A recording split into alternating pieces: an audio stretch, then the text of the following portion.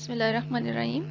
ये video actually experiment number 1 का ही second part है और इसमें मैं ये डिस्कस करूँगी कि एक्सपेरिमेंट नंबर 1 की जो लैब रिपोर्ट है वो कैसे बनेगी। लैब रिपोर्ट जो आपको बनानी है फर्स्ट एक्सपेरिमेंट के लिए, उसका पैटर्न क्या होगा, ये मेन हेडिंग्स और उसके अंदर कंटेंट्स होने चाहिए। सबसे ऊपर आपका एक्सपेरिमेंट नंबर, डेट ये ज़रूरी है, object, theory, equations, observation, calculation, result and page number, ये सब चीज़ें आपकी लैब रिपोर्ट में होनी चाहिए। ठीक है, अब इनको वन बाय वन डिस्कस कर लेते हैं।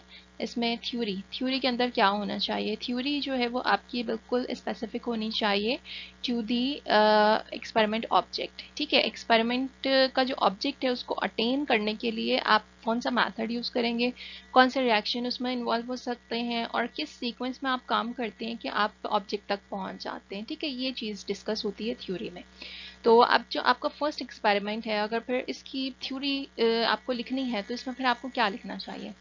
ठीक है, थ्योरी में सबसे पहले तो आपको ये बताना चाहिए कि chromium chloride hexahydrate can exist in 4 different isomeric forms in aqueous solution. ठीक है, उनका फार्मूला दे दें, उनमें डिफरेंस क्या है, ठीक है, किन कंडीशंस में वो बनते हैं, और देन उसके बाद फिर आप बताएंगे कि कैसे उसमें चार्ज आइडेंटिफाई करेंगे। तो उसके लिए आप ये पहले मेंशन करेंगे कि these 4 isomers of chromium chloride hexahydrate are different on the basis of charge. So cation exchange column can be used to determine their formula or charge. ठीक है, अब फर्दर अब कैसे आप क्या किस सीक्वेंस में काम करेंगे वो बताना है आपको।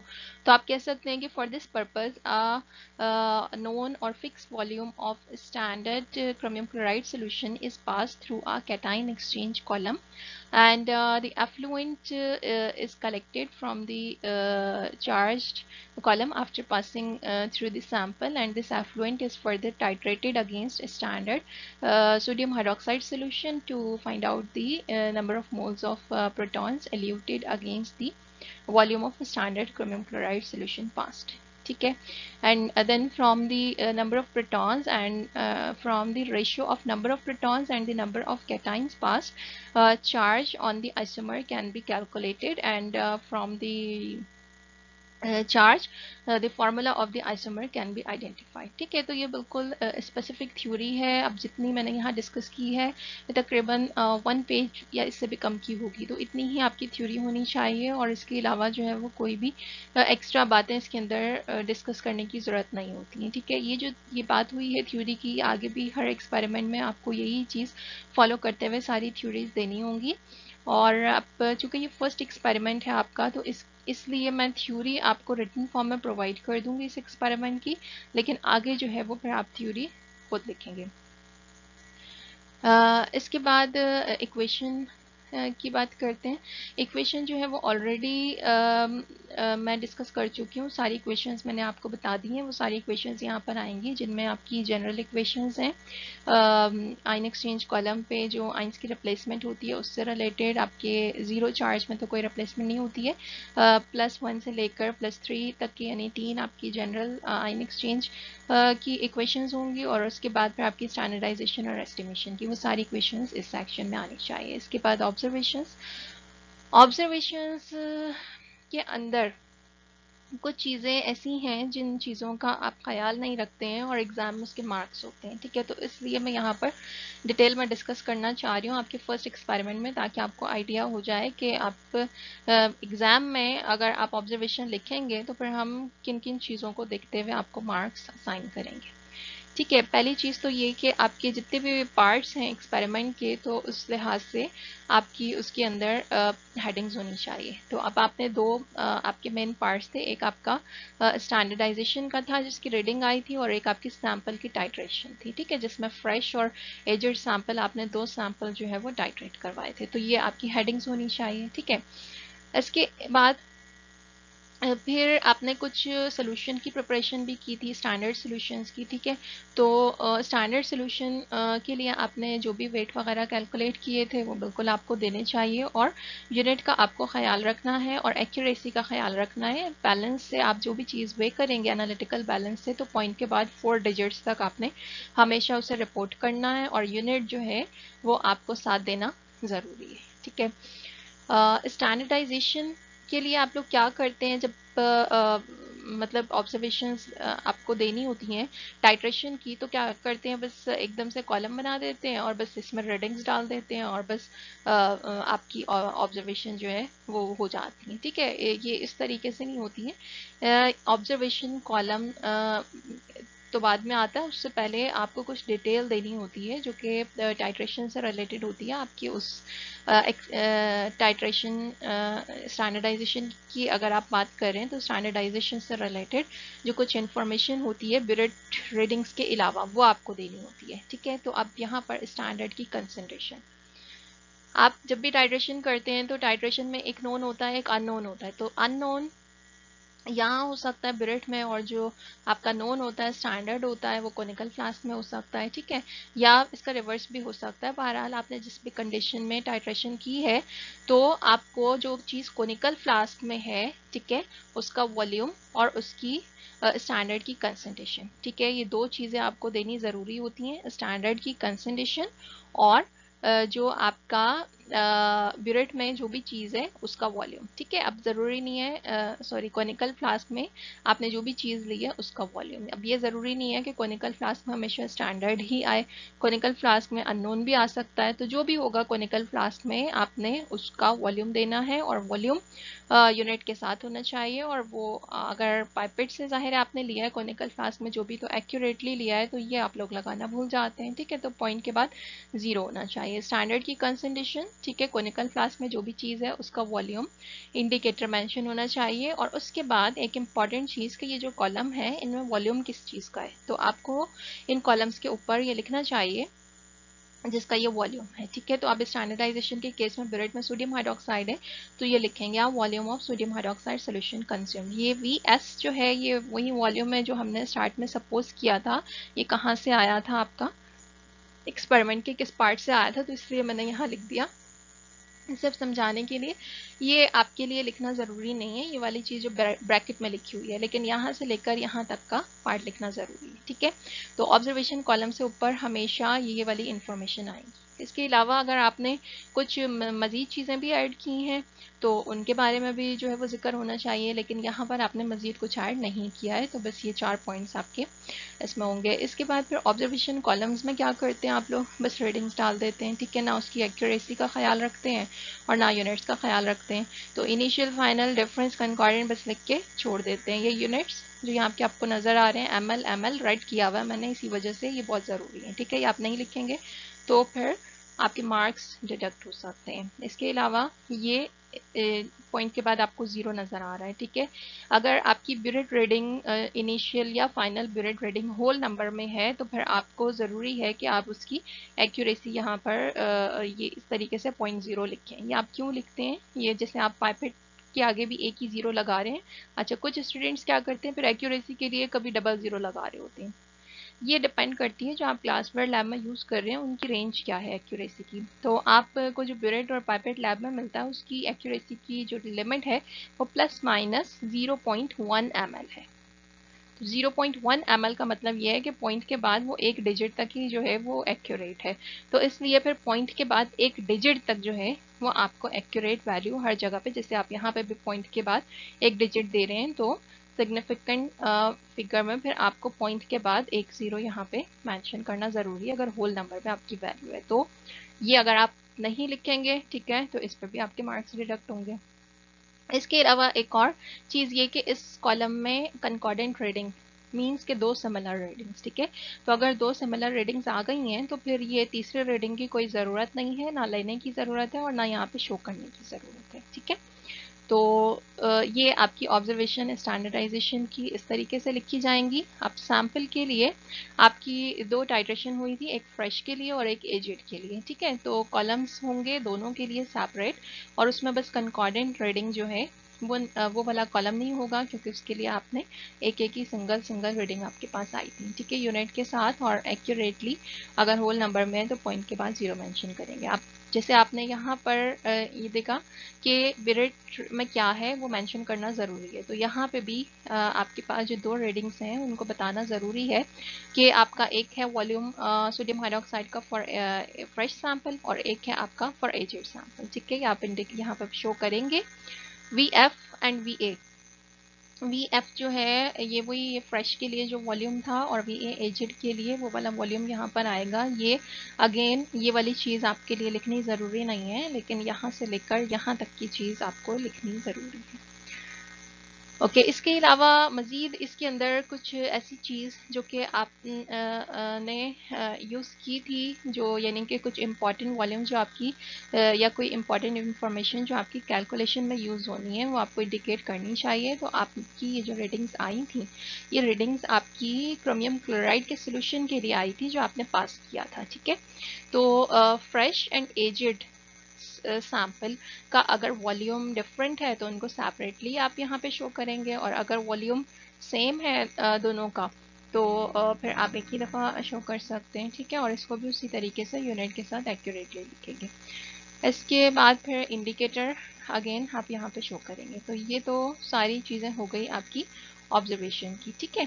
तो ऑब्जर्वेशन के अंदर फिर ये यूनिट्स इम्पॉर्टेंट हैं, ये आपकी इंफॉर्मेशन जो कॉलम से ऊपर होती हैं, ठीक है, वो इम्पॉर्टेंट है, ठीक है। तो इसके बाद फिर अब हम डिस्कस करते हैं कैलकुलेशंस को। ओके, तो कैलकुलेशंस को भी आपको जो है वो हेडिंग वाइज ही शो करना चाहिए स्टेप बाय स्टेप। तो कैलकुलेशन में सबसे पहले जो है जो एक्सपेरिमेंट आपने देखा उसमें किस चीज़ की आपने कैलकुलेशन की। सबसे पहले आपको स्टैंडर्ड सोल्यूशन क्रोमियम क्लोराइड का बनाना था और ऑक्सैलिक एसिड का, ठीक है, एक खास कंसंट्रेशन का, एक खास वॉल्यूम में। तो उसके लिए आपने अमाउंट की कैलकुलेशन की थी, मतलब करनी चाहिए आपको अमाउंट की कैलकुलेशन करके, और उसके बाद जो है वो फिर उसकी recalculation of concentration from the amount taken. तो अमाउंट की कैलकुलेशन कैसे होती है? अमाउंट का फार्मूला ये होता है molarity into volume into molecular weight divided by 1000, ठीक है। अगर क्रोमियम क्लोराइड की बात हो रही है तो जाहिर सी बात है उसका मॉलिक्यूलर वेट होगा, उसका वॉल्यूम जो कि रिक्वायर्ड है, और उसी की मोलारिटी जो कि रिक्वायर्ड है। तो क्रोमियम क्लोराइड का मॉलिक्यूलर वेट 266.5 है, मोलारिटी 0.025, वॉल्यूम 50 ml में बनाना था, डिवाइडेड बाय 1000, ये आपका आ गया अमाउंट रिक्वायर्ड जो कि क्रोमियम क्लोराइड की है, ठीक है। तो इसके बाद फिर आपको जो है वो इसको इस तरीके से लिख देना चाहिए आगे कि amount required for this molar chromium chloride solution is this gram per 50 ml unit के साथ होना चाहिए यहाँ पे ये, ठीक है। मैंने यहाँ पर स्टैंडर्ड को शॉर्ट कर दिया, सोल्यूशन को शॉर्ट कर दिया, यहाँ पे भी कर दिया। आपको ये नहीं करना है, मेरे पास स्पेस की कमी थी यहाँ पर जिसकी वजह से मैंने जो है वो इसको इस तरह से लिख दिया, लेकिन आप यहाँ पूरा वर्ड यूज़ करेंगे स्टैंडर्ड सोल्यूशन सोल्यूशन, ठीक है। तो स्टैंडर्ड आपने सोल्यूशन के लिए अमाउंट की कैलकुलेशन कर ली। क्रोमियम क्लोराइड के लिए बिल्कुल इसी तरीके से ऑक्सैलिक एसिड की भी अमाउंट की कैलकुलेशन होगी, ठीक है। जब आपने ये अमाउंट्स कैलकुलेट कर ली, लेकिन आपने जो वे किया वो इससे डिफरेंट हो सकता है, ठीक है। आप 0.33331 है, हो सकता है आपने जो वे किया हो वो 0.32 समथिंग हो, तो आपकी कंसंट्रेशन में थोड़ा सा स्लाइट चेंज आएगा।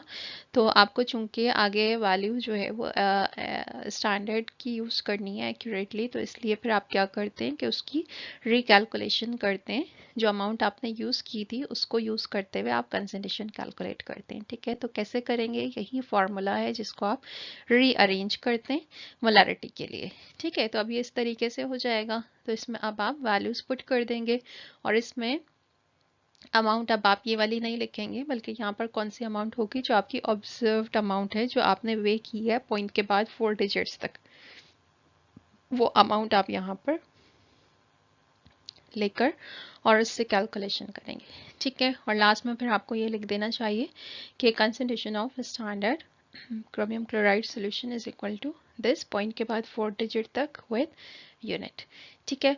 बिल्कुल इसी तरीके से आप रिकैलकुलेशन कर सकते हैं ऑक्सैलिक एसिड के लिए भी, ठीक है। ये दो आपके स्टैंडर्ड सोल्यूशन थे, तो इसके लिए भी आप कर सकते हैं। और इसके लिए जो वैल्यूज़ पीछे ऑब्जर्वेशंस में यूज़ हुई हैं, उन ऑब्जर्वेशंस से मैंने कैलकुलेट किया है, तो वो ये कंसंट्रेशन आ रही है, ठीक है। आपको ये वैल्यूज़ यूज़ नहीं करनी होंगी कैलकुलेशन के लिए, आपको रीडिंग्स बता दी जाएंगी और उनको यूज़ करते हुए आपको कैलकुलेशन करनी होगी। तो लेट सपोज कि जो ऑक्सैलिक एसिड की कंसंट्रेशन आई है वो ये आई है, ठीक है। इसके बाद अब आपकी क्या हेडिंग होनी चाहिए?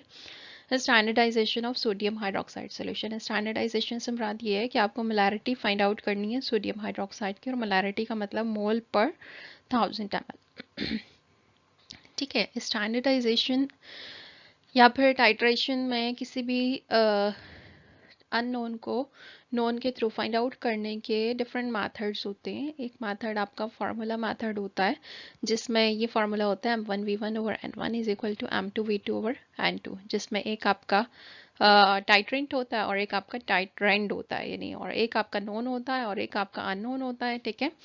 और उसके बाद फिर आपको जो भी अननोन होता है उसके लिए आप इसको रीअरेंज करके और वैल्यूज पुट करके ये मालूम कर लेते हैं। एन क्या है यहाँ पर, ये आपके मोल रेशियोज हैं जो कि दो रिएजेंट्स के बीच में यूज़ होते हैं, ठीक है। ये फार्मूला भी यूज़ हो सकता है। इसके अलावा मिलीमोल का मेथड भी होता है, जिसमें डायरेक्टली जो है वो मिलीमोल कैलकुलेट कर लेते हैं, और एक मेथड यूनिटरी मेथड होता है। लेकिन आपको यूनिटरी मेथड यहाँ पर यूज़ करना है। ये सभी मेथड ठीक है, लेकिन जो है वो बस चूँकि आपको जो है वो लैब में कंसिस्टेंसी होनी चाहिए, तमाम स्टूडेंट्स का काम एक जैसा ही होना चाहिए एक ही फॉर्मेट पे, तो उसके लिए हम आपसे यूनिटरी मेथड के थ्रू सारी कैलकुलेशन करवाते हैं। यूनिटरी मेथड क्या होता है? यूनिटरी एक सिंगल ये actually step by step method होता है, जिसमें सिंगल यूनिट के लिए पहले कैलकुलेशन की जाती है और फिर सिंपली उसको मल्टीप्लाई कर देते हैं, जिसमें भी कन्वर्ट करना होता है, तो फिर वो आपका यूनिटरी मेथड हो जाता है, ठीक है। तो यूनिटरी मेथड से फिर स्टैंडर्डाइजेशन को डिस्कस करते हैं। यूनिटरी मेथड के लिए 3 मेन स्टेप्स होते हैं, ठीक है। पहला स्टेप क्या होता है?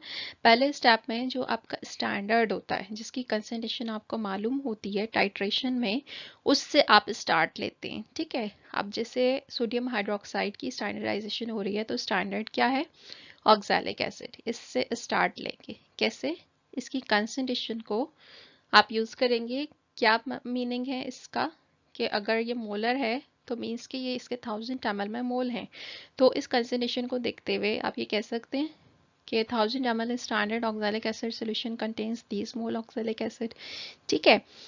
ये आपने जनरली लिखा कि इसकी कंसंट्रेशन को देखते हुए आपने ये लिख दिया फर्स्ट स्टेप में। लेकिन अब आपको एक्चुअली टाइट्रेशन की है आपने, और टाइट्रेशन में आपके पास इसका एक ख़ास वॉल्यूम मौजूद है, तो अब आपको उससे कैलकुलेशन करनी है, ठीक है। तो आपके पास कितना वॉल्यूम मौजूद है ऑक्सैलिक एसिड का? 10 ml। 10 ml के लिए तो आप कैलकुलेट करेंगे, लेकिन 10 ml से पहले जो यूनिटरी मेथड होता है उसमें क्या करते हैं कि 1 ml के लिए कैलकुलेशन की जाती है पहले। तो 1 ml के लिए कैलकुलेशन अगर आपको करनी है, या सिंगल यूनिट के लिए, कुछ भी हो यहाँ पे, उसके सिंगल यूनिट के लिए कैलकुलेशन करनी है, तो क्या करते हैं? ये वैल्यू यहीं रहती है और ये वाली जो वैल्यू यहाँ पे होती है वो डिवाइड में चली जाती है, ठीक है। तो ये 1 के लिए हो जाता है। उसके बाद फिर आपको जिसमें भी कैलकुलेट करना हो, आपको 10 के लिए कैलकुलेट करना है, क्योंकि 10 टाइट्रेशन में यूज़ हुए हैं, तो आप उसके बाद उसको सिंपली मल्टीप्लाई कर देते हैं 10 से, ठीक है। तो आप यही करेंगे यहाँ पर। ये जो आपको नज़र आ रहा है, ये मैं स्पेस की कमी की वजह से मैंने यूज़ किया है। इस जगह पे आपको ऑक्सैलिक एसिड लिखना चाहिए यहाँ पे अपनी फाइल में, ठीक है। अच्छा, अब ये वाला जो स्टेप है 1 ml वाला, ये लिखना ज़रूरी नहीं है, ठीक है। मेन जो आपकी चीज़ है वो ये कि 1000 ml में इतने हैं, तो 10 ml में कितने होंगे वो आपको मालूम होने चाहिए, ठीक है। तो सिंपली अगर आप इसको छोड़ दें और सिर्फ यहाँ से देखें, तो क्या किया है यहाँ आपने? ये किया है कि 10 ml में मालूम करने के लिए जो वैल्यू आपकी यहाँ थी वो यही है, ठीक है। 10 आपका मल्टीप्लाई में चला गया और जो वैल्यू यहाँ थी वो आपकी डिवाइड में चली गई, ठीक है। तो यही है यूनिटरी मेथड। ये यूनिटरी मेथड आप किसी भी कैलकुलेशन के लिए, जब आपको दो चीज़ें मालूम हों और उनमें से किसी एक की वैल्यू के लिए आपको दूसरे की मतलब वैल्यू कैलकुलेट करनी हो, तो ये मेथड हमेशा हर जगह पे इसी तरीके से यूज़ होता है। ये आपको याद करना पड़ेगा। यही यूनिटरी मेथड होता है कि आपका ये फिक्स है, ठीक है। अब जिसमें आपको कैलकुलेट करना है वो मल्टीप्लाई में जाएगा, जो चीज़ यहाँ होगी वो यहीं रहेगी और ये आपकी डिवाइड में चली जाएगी, ठीक है। तो जब आप इसको कैलकुलेट करेंगे तो ये आ जाएंगे आपके पास मोल किसके, यहाँ जो चीज़ है ऑक्सैलिक एसिड के मोल आ जाएंगे, ठीक है। तो फर्स्ट स्टेप जो होता है आपका वो होता है जिसमें आप स्टैंडर्ड के मोल जो कि टाइट्रेशन में इन्वॉल्व हुए होते हैं वो कैलकुलेट कर लेते हैं, ठीक है। अब स्टैंडर्ड के तो आपने मोल कैलकुलेट कर लिए, सेकेंड स्टेप मोल रेशियो का होता है। मोल रेशियो अप्लाई करते हैं आप, ठीक है। और मोल रेशियो अप्लाई करते हुए जो आपके स्टैंडर्ड होता है उससे फिर अननोन कैलकुलेट करते हैं, ठीक है। अब वो कैसे करते हैं, अब ये जो है रेशियो इसको देखते हुए आप कह सकते हैं कि 1 mole oxalic acid reacts with 2 mole sodium hydroxide, ठीक है। आपने इसको सिर्फ एक स्टेटमेंट की फॉर्म में लिख दिया। तो अगर 1 mole oxalic acid 2 mole sodium hydroxide से रिएक्ट करता है तो आपके पास ऑक्सैलिक एसिड के कितने मोल हैं, टाइट्रेशन वाले इतने मोल हैं। तो इतने मोल ऑक्सैलिक एसिड कितने मोल सोडियम हाइड्रोक्साइड से रिएक्ट करेगा, अगेन यूनिटरी मेथड, ठीक है।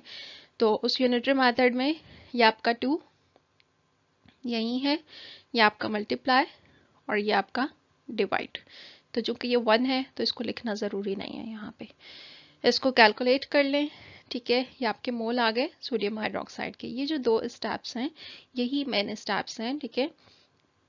यहाँ तक आपने अननोन, जो कि अननोन था उसके मोल मालूम हो गए आपको, जो कि आपकी टाइट्रेशन में इन्वॉल्व हुए हैं, ठीक है। इससे आगे का जो स्टेप है वो सिर्फ वॉल्यूम कन्वर्जन का है। वो उस वक्त करते हैं कि अगर हमें एक ख़ास वॉल्यूम में कन्वर्जन करनी हो, अगर हमें ख़ास वॉल्यूम में कन्वर्जन नहीं करनी है, हमें जस्ट वो मोल मालूम करने हैं अननोन के जो कि टाइट्रेशन में इन्वॉल्व हुए हैं, तो फिर हमें वो स्टेप भी करने की ज़रूरत नहीं होती है। लेकिन अब चूंकि स्टैंडर्डाइजेशन में हम मोलारिटी कैलकुलेट करते हैं और मोलारिटी होती है 1000 ml में मोल, तो इसलिए फिर हमें नेक्स्ट स्टेप पे जाना पड़ेगा, यानी 1000 ml में हमें इसके मोल रिक्वायर्ड है। लेकिन 1000 ml में मोल कैलकुलेट करने के लिए पहले हमें ये पता होना चाहिए कि ये मोल खुद कितने ml में है जो आए हैं, फिर हम उसको उसी यूनिटरी मेथड से 1000 में कन्वर्ट कर देते हैं, ठीक है। तो अब ये मोल कितने ml में है, ये क्या है, ये सोडियम हाइड्रोक्साइड के मोल हैं। तो इसके ml जाहिर सी बात है वही ml होंगे इसके जो टाइट्रेशन में इन्वॉल्व हुए हैं, क्योंकि ये जो पूरी कैलकुलेशन हुई है ये इसके लिए हुई है। और ये क्या है, ये वो मोल हैं स्टैंडर्ड के जो टाइट्रेशन में यूज़ हुए हैं। तो फिर ये जो मोल आए हैं अननोन के ये भी उसी ml में है जो टाइट्रेशन में यूज़ हुए हैं। तो सोडियम हाइड्रोक्साइड का कितने ml टाइट्रेशन में यूज़ हुआ है, यकीनन वो इसकी ब्यूरेट रीडिंग है, ठीक है। तो अगर सपोज के सोडियम हाइड्रोक्साइड की जो ब्यूरेट रीडिंग आई है स्टैंडर्डाइजेशन के लिए वो 9.7 ml है, तो आप कह सकते हैं कि ये वाले जो मोल हैं ये आपके 9.7 ml सोडियम हाइड्रोक्साइड में। अब आपको ये पता है कि ये जो मोल हैं ये 9.7 ml में है। अगर इसको 1000 में कन्वर्जन रिक्वायर्ड है तो आप नेक्स्ट स्टेप कर देंगे, आप इसको 1000 में कन्वर्ट कर देंगे यूनिटरी मेथड से, 1000 मल्टीप्लाई हो जाएगा और 9.7 डिवाइड में चला जाएगा, ठीक है। अब ये जो मोल आए हैं सोडियम हाइड्रोक्साइड के ये 1000 ml में है जो कि मोलारिटी है। तो अब आप इसको लिख सकते हैं concentration of standard sodium hydroxide solution is this molar, ठीक है। ओके, तो सैंपल के लिए जो कैलकुलेशंस हैं उनमें चूंकि 2 डिफरेंट आपके पास एफ्लुएंट्स थे, फ्रेश और एजेड, तो दोनों के लिए सेपरेट आपकी हेडिंग्स होनी चाहिए। और इसमें कैलकुलेट क्या करना था, हमें प्रोटॉन कैलकुलेट करने थे जो कि क्रोमियम क्लोराइड के वर्सेस एल्यूट हुए। तो अब अगेन ये टाइट्रेशन हुई है, तो टाइट्रेशन के लिए जो मेथड्स आपको बताए थे उनमें से यूनिटरी मेथड आपको यूज़ करना है, वही मेथड आप यहाँ पर अप्लाई करेंगे, ठीक है। तो फर्स्ट स्टेप क्या होना चाहिए, स्टैंडर्ड के मोल। स्टैंडर्ड क्या है, इसका क्रोमियम क्लोराइड के फ्रेश सैंपल की टाइट्रेशन सोडियम हाइड्रोक्साइड से हुई थी, तो स्टैंडर्ड क्या हुआ, वही सोडियम हाइड्रोक्साइड है जिसको लास्ट स्टेप में जिसकी कंसंट्रेशन फाइंड आउट की थी, ठीक है। तो आप कह सकते हैं कि स्टार्ट वहाँ से ले सकते हैं कि 1000 ml sodium hydroxide contains these mole sodium hydroxide. ये कौन से मोल हैं, वो ये जो कंसंट्रेशन से आपको मिले मोलर कंसंट्रेशन से, ठीक है। लेकिन अब आपको क्या करना है, अब आपको टाइट्रेशन वाले मोल को इन्वॉल्व करना है और उससे आपको स्टैंडर्ड के मोल निकालने हैं। तो टाइट्रेशन में कितने वॉल्यूम इन्वॉल्व हुआ था सोडियम हाइड्रोक्साइड का, ब्यूरेट रीडिंग आएगी यहाँ पे क्योंकि सोडियम हाइड्रोक्साइड ब्यूरेट में था, ठीक है। तो अब वी एफ ज़रूरी नहीं है कि आप लिखें, ये आपको समझाने के लिए मैंने यूज़ किया है, ठीक है, कि कहाँ से आपका ये आया था जो 2.3 ml वाला आपका वॉल्यूम था जिसको VF कहा था। ओके, तो 2.3 ml में जो है वो आप इसको कैलकुलेट कर लेंगे बाय यूनिटरी मेथड, या आपके पास मोल आ जाएंगे स्टैंडर्ड के, ठीक है। इसके बाद मोल रेशियो अप्लाई करना है। तो मोल रेशियो किसका, जिनके बीच में रिएक्शन हो रहा है, सोडियम हाइड्रोक्साइड और एच आयन के बीच में रिएक्शन हो रहा है, ठीक है। तो अब आप इसको वर्डिंग में लिख सकते हैं 1 मोल OH reacts with 1 mole H ion, ठीक है। और उसके बाद फिर आपके पास जितने भी मोल हैं सोडियम हाइड्रोक्साइड के, उनको आप कन्वर्ट कर सकते हैं। अब चूँकि रेशो ही 1:1 है तो दोनों के मोल जो है वो बराबर ही होंगे, 1:1 ही रहेगा। तो जो आपके मोल्स हैं वो ये आ जाएंगे मोल्स ऑफ प्रोटॉन, ठीक है। अच्छा, तो अब चूँकि आपको इसको 1000 में कन्वर्ट नहीं करना है, क्योंकि आपको मालूम ही नहीं है कि वो एक्चुअली है कितने ml में, आपका ये जो प्रोटॉन्स थे ये कितने ml में हैं, क्योंकि आपने तो सिर्फ क्रोमियम क्लोराइड का सोल्यूशन का वॉल्यूम पता है जो आपने कॉलम पर से पास किया था, लेकिन ये प्रोटॉन जिस सोल्यूशन में है उसका वॉल्यूम आपको नहीं पता है, क्योंकि इसमें वॉशिंग्स भी हैं और सब कुछ है, और ये हर एक का वॉल्यूम डिफरेंट हो सकता है, ठीक है। तो फिर यहाँ मोलैरिटी तो आप कैलकुलेट ही नहीं कर सकते, सिर्फ आप यहीं तक जो है वो मोल कैलकुलेट कर सकते हैं अननोन के, जो कि आपके एफ्रेंड में मौजूद हैं। तो आप वो जो तीसरा स्टेप था जो हमने अभी बात की थी कि वो सिर्फ उस वक्त ज़रूरी होता है जब आपको मोलैरिटी कैलकुलेट करनी होती है। तो यहाँ आपको मोलैरिटी नहीं चाहिए, सिर्फ टाइट्रेशन वाले मोल चाहिए अननोन के, तो ये स्टेप आपका कंप्लीट हो गया, ठीक है। तो इसके बाद फिर आप लिख सकते हैं कि number of mole of H ion eluted against this volume of chromium chloride solution is this mole, ठीक है। अब बिल्कुल इसी तरीके से आपके एजेड के लिए भी कैलकुलेशन हो सकती है मोल की, ठीक है। अच्छा, अब जब आपने मोल कैलकुलेट कर लिए, तो मोल कैलकुलेट करने के बाद आपको क्या करना है, अब आपको क्रोमियम के मोल चाहिए, यानी कैटाइंस के मोल चाहिए, जिसको आपने चार्ज के फॉर्मूले में पुट करना है। तो स्टैंडर्ड के मोल कैसे मिलेंगे, इसके लिए आपको कुछ भी नहीं करना पड़ेगा, सिर्फ जो आपकी स्टैंडर्ड कंसंट्रेशन और वॉल्यूम है बस उसको यूज़ करेंगे और यूनिटरी मेथड अप्लाई करते हुए मोल कैलकुलेट कर लेंगे, ठीक है। स्टैंडर्ड आपका क्रोमियम क्लोराइड का सोल्यूशन, उसकी कंसंट्रेशन आपको ऑलरेडी पता है जो रिकैलकुलेशन से आपको मिली थी, ठीक है, वो वाली कंसंट्रेशन। तो 1000 ml में अगर इतने मोल हैं तो 9 ml में कितने होंगे, ठीक है। ये भी यूनिटरी मेथड ही है, एक स्टेप में ये आपके मोल कैलकुलेट हो गए क्रोमियम के, ये नहीं ये समझ लें कि ये इसी तरीके का काम हुआ है, ठीक है। स्टैंडर्ड ही है ये, तो स्टैंडर्ड के आपको मोल चाहिए थे, तो इसकी मोलैरिटी और वॉल्यूम को यूज़ करते हुए मोल कैलकुलेट कर लिए। नेक्स्ट स्टेप है आपका, इसको आप यहाँ पर इस तरीके से मेंशन कर देंगे, और उसके बाद आपको चार्ज फाइंड आउट करना है, ठीक है। एक्चुअली जो आपका ऑब्जेक्ट था चार्ज के लिए, ये फार्मूला ऑलरेडी हम डिस्कस कर चुके हैं। तो आप वैल्यूज पुट करेंगे, चार्ज की वैल्यू मिल जाएगी आपको, ये वैल्यू आ गई चार्ज की, ठीक है। ये चार्ज की वैल्यू आपको बता देगी कि कौन सा आइसोमर आपके सोल्यूशन में एग्जिस्ट कर रहा है। यहाँ पर 1.1 अगर वैल्यू है तो 1.1 होल नंबर नहीं है, ठीक है। होल नंबर नहीं है इसका मतलब यहाँ पे कोई एक आइसोमर नहीं है बल्कि मिक्सचर है आइसोमर का, और चूंकि ये वैल्यू 1 और 2 के बीच में है, ठीक है, तो आप कह सकते हैं कि इसके अंदर +1 चार्ज आइसोमर भी मौजूद है और +2 चार्ज आइसोमर भी मौजूद है, ठीक है। ये दोनों आइसोमर्स इसके अंदर मौजूद है, एक इक्विलिब्रियम मिक्सचर है जिसके अंदर दोनों आइसोमर्स क्रोमियम क्लोराइड के एग्जिस्ट कर रहे हैं, +1 वाला भी और +2 वाला भी। फर्दर आप ये भी बता सकते हैं कि ये आइसोमर किस परसेंटेज में एग्जिस्ट कर रहे हैं, वो आप कैसे बता सकते हैं। ये जो पॉइंट के बाद वाली वैल्यू है जो कि 10 है यहाँ पर, ये एक्चुअली जो नेक्स्ट है यानी 1 के बाद वाला उसके लिए है। ये कैसे उसके लिए है कि लेट सपोज कि ये नहीं है यहाँ पे, ठीक है, सिर्फ 1 है। तो 1 का क्या मतलब है, 1 का मतलब है कि 100% +1 ही है, लेकिन अगर ये वैल्यू 1 से बड़ी है तो ये क्यों बड़ी है, इसके अंदर नेक्स्ट वाला भी शामिल हो गया, 2 वाला भी, ठीक है। तो ये जो वैल्यू है ये एक्चुअली आपका जो 1 के बाद वाला है उसके लिए है, तो ये क्या है, 10 है। तो आप कह सकते हैं कि इसमें 10% आपका +2 चार्ज आइसोमर मौजूद है, ठीक है। तो 10% अगर +2 है तो फिर रिमेनिंग जो 90% है वो आपका +1 चार्ज आइसोमर होगा। तो जब आपको चार्ज पता है तो फॉर्मूला आप लिख सकते हैं यहाँ पर, +1 चार्ज जिसमें एक क्लोराइड है बाहर, तो इस आइसोमर पर +1 चार्ज है। तो इस तरीके से आपको पता चल गया कि ये वाला आइसोमर मौजूद है आपके सोल्यूशन में, फर्स्ट सोल्यूशन में, और +2 चार्ज का ये फार्मूला है। तो आपको फार्मूला भी शो करना है, ठीक है, आपको आइसोमर्स भी बताने हैं और आपको परसेंटेज भी बतानी है। तो इस तरीके से आपने क्या किया, पूरा एक्सपेरिमेंट करते हुए ये फाइंड आउट कर लिया कि आपके एक्वस सोल्यूशन, क्रोमियम क्लोराइड के एक्वस सोल्यूशन में कौन से आइसोमर्स एग्जिस्ट कर रहे हैं और किस परसेंटेज में एग्जिस्ट कर रहे हैं, ठीक है। बिल्कुल यही काम आपने एजिड सोल्यूशन के लिए भी करना है। तो एजिड सोल्यूशन के लिए आप मोल कैलकुलेट करेंगे बिल्कुल इसी तरीके से, बस उसमें डिफरेंस क्या होगा, इस वाली रीडिंग का डिफरेंस होगा। इसमें आपने VF यूज़ किया है फ्रेश के लिए, तो यहाँ पर VA यूज़ होगा, एजिड वाला वॉल्यूम यूज़ होगा, ठीक है।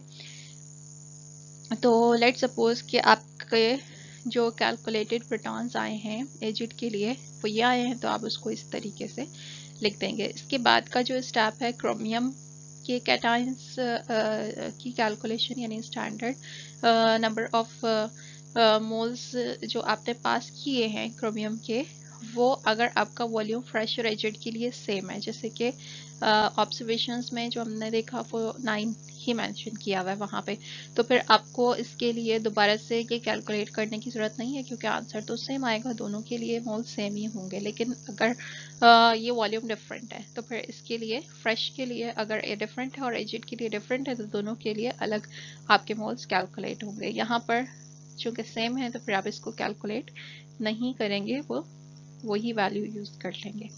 इसके बाद फिर आपको चार्ज फाइंड आउट करना होगा बिल्कुल इसी तरीके से, ठीक है। तो लेट सपोज कि चार्ज की वैल्यू एजिड के लिए 2.85 आई है। 2.85 का क्या मतलब है, इसमें 2 और 3 के बीच में वैल्यू है, तो इसका मतलब +2 charge isomer and +3 charge isomer both are existing in acid solution. तो इसमें 85% आपका बाद वाला है और रिमेनिंग 15% आपका पहले वाला है, ठीक है। और फार्मूला आगे आप लिखते हैं, +3 चार्ज वाले का ये फार्मूला है, +2 चार्ज वाले का ये फार्मूला है। तो इस तरीके से आपने ये आइडेंटिफाई कर लिया कि आपके सोल्यूशन में, एजिड सोल्यूशन में कौन कौन से आइसोमर हैं। अच्छा, अब एक चीज़ ये है कि आप इन दोनों को कंपेयर भी कर सकते हैं, ठीक है। फ्रेश वाले में आपके जो चार्जेस थे वो 1 और 2 थे, और जो एजिड है उसके अंदर +2 और +3 है। ये जो वो आपके रिजल्ट्स आए हैं, ये रिजल्ट्स बिल्कुल कंसिस्टेंट हैं टू थ्योरेटिकल वैल्यूज़, जो कि हमने डिस्कस किया था कि आपके फ्रेश सोल्यूशन में शुरू वाले आइसोमर एग्जिस्ट करते हैं और एजिड सोल्यूशन में बाद वाले आइसोमर एग्जिस्ट करते हैं। तो ये एक्सपेरिमेंट करके आप ये चीज़ कंफर्म भी कर सकते हैं कि ऐसा ट्रू है या नहीं है, ठीक है। इसके बाद फिर आपको रिजल्ट मेंशन करना है। ओके, तो रिज़ल्ट में क्या होना चाहिए, रिज़ल्ट में वैसे तो आपने बहुत सारी चीज़ें कैलकुलेट की हैं, बीच में स्टैंडर्डाइजेशन भी हुई है, मोल ऑफ प्रोटॉन भी, मोल ऑफ क्रोमियम भी, और कुछ स्टूडेंट्स अभी कुछ लिख देते हैं, ठीक है। सब कुछ लिखने की ज़रूरत नहीं होती है, सिर्फ ऑब्जेक्ट में जो आपका फार्मूला होता है, जो आपका ऑब्जेक्ट होता है एक्सपेरिमेंट का, उस ऑब्जेक्ट को सिर्फ जो है वो रिजल्ट की फॉर्म में बताया जाता है। तो ऑब्जेक्ट क्या है, आइसोमर का फार्मूला डिटरमिन करना फ्रेश और एजिड में। तो आपको बस ये बताना है कि फ्रेश में कौन से आइसोमर एग्जिस्ट कर रहे हैं, किस परसेंटेज में है, क्या फार्मूला है उनका, और एजिड में कौन से हैं, ठीक है। तो आप ये इसको इस तरीके से लिख सकते हैं कि fresh chromium chloride solution contains this much percent of +1 charge isomer of formula this and this much percent of +2 charge isomer of formula this। आपकी जो भी वैल्यूज आएंगी उस लिहाज से जो भी आइसोमर्स आएंगे उनको लिख देंगे फर्स्ट सोल्यूशन। और बिल्कुल इसी तरीके से एजिड सोल्यूशन के लिए भी आप लिख सकते हैं कि उसमें क्या परसेंटेज आई है, क्या चार्ज आया है, ठीक है। अगर आपका होल नंबर था चार्ज का तो उसमें 100% कोई एक ही होगा, जैसे अगर 1 आता है तो 100% +1, ठीक है। अगर जो है वो 2 आता है, एग्जैक्टली 2.0 है, तो उसके अंदर आपका 100% +2 होगा। एग्जैक्टली 3 है तो 100% +3 होगा, ठीक है। लेकिन अगर वो इन बिटवीन वैल्यू आ रही है आपकी तो वो इक्विलिब्रियम मिक्सचर है और उसके अंदर फिर आपको अलग अलग परसेंटेज वाइज फार्मूला देना है। और इन केस अगर वैल्यू आपकी 3 से ज़्यादा आ रही है, ठीक है, तो 3 से ऊपर तो कोई चार्ज की वैल्यू पॉसिबल ही नहीं है, तो उस केस में फिर आप क्या करेंगे कि मैक्सिमम वैल्यू चूँकि 3 है चार्ज की, तो उस केस में आप कह सकते हैं कि 100% +3 चार्ज आइसोमर उसमें एग्जिस्ट कर रहा है अगर चार्ज की वैल्यू 3 से ऊपर है।